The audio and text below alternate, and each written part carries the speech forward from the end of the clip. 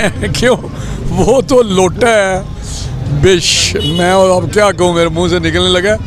उसको कहो तुम बेअसूल और बेज़मीर आदमी हो, लेकिन तुम अदम एतमाद अगर पंजाब में हम कर नहीं रहे अभी, अगर हमने की, अगर इसने वोट ना दिया तो फिर अशर इसका देख लें अब क्या होता है। डेट की तो मैं तारीख तो नहीं एग्जैक्ट बता सकता, लेकिन बहुत अनकरीब जमा हो जाएगी। लेकिन कामयाबी इंशाल्लाह 100% है। आप देखेंगे जब जमा होगी ये तारीख़ अदम एतमाद तो इसकी कामयाबी आपको नज़र आ जाएगी कि पीर या मंगल, लेकिन बहुत जल्द करवा देंगे। आपके नंबर पूरे हैं? बल्कि ज़्यादा हैं नंबर, जितने चाहिए उससे भी ज़्यादा हैं, और इंशाल्लाह ये हम मुकम्मल 1000% यकीन करके हम इसको जमा करा रहे हैं। अच्छा, बिलावल भुट्टो जरदारी ने कहा कि जो अबूरी सेटअप आएगा उसमें मुस्लिम लीग नून का अबूरी वज़ीर आज़म होगा। आप इस वाले से क्या कहते हैं, वो कौन सी शख्सियत हो सकती है जो मुस्लिम लीग नून की तरफ से वज़ीर आज़म हो? उनकी मेहरबानी बिलावल भुट्टो की, लेकिन जब ये अभी तो कोई फ़ैसला नहीं हुआ। जब अदम एतमाद तारीख कामयाब होगी या उससे पहले जो भी फ़ैसला हुआ, अभी उसका फ़ैसला नहीं हुआ कि क्या वो बुरी सेटअप होगा भी कि नहीं होगा।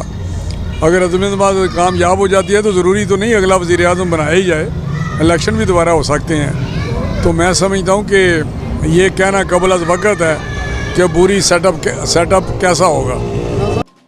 ये तो बात अपनी दुरुस्त है कि हमें किसी ब्लॉक में नहीं जाना चाहिए क्योंकि हम नहीं अफोर्ड करते, लेकिन वज़ीर आज़म का जो दौरा रूस है वो यकीनी तौर पे उसकी टाइमिंग बड़ी गलत थी और उसके असरात हम पे अभी आ रहे हैं। आपने देखो मगरबी जो ममालिक हैं या अमेरिका है, उन्होंने इस पर बात भी की है कि ये उस वक्त रूस गए हैं जब यूक्रेन पे हमला हुआ है। मैं समझता हूँ कि हमें उस वक्त जो प्रोग्राम बनाया था वज़ीर आज़म ने वो नहीं बनाना चाहिए।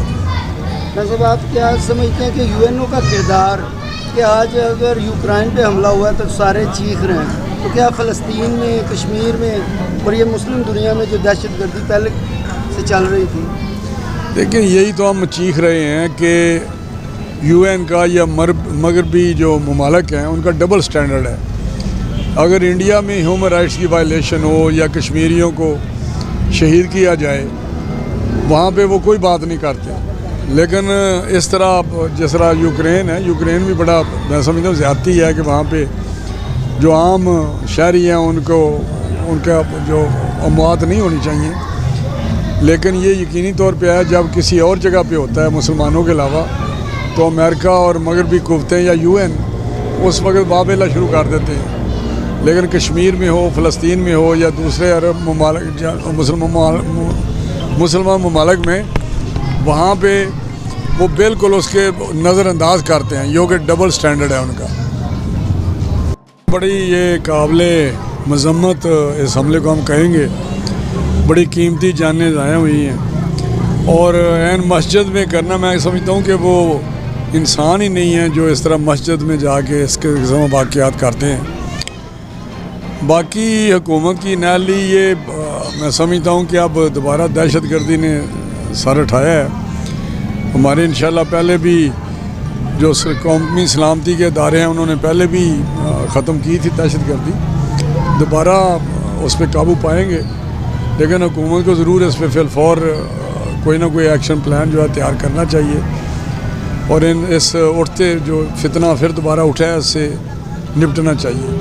वह एक्शन प्लान जो बनाया था, नेशनल एक्शन प्लान, हमने उस पर मुकम्मल मनवान इनको अमल करना चाहिए क्योंकि उसमें सारे एक डायरेक्शन दी हुई है कि इन चीज़ों पे अमल करना चाहिए, ये काम करने चाहिए या ये एक्शन लेने चाहिए।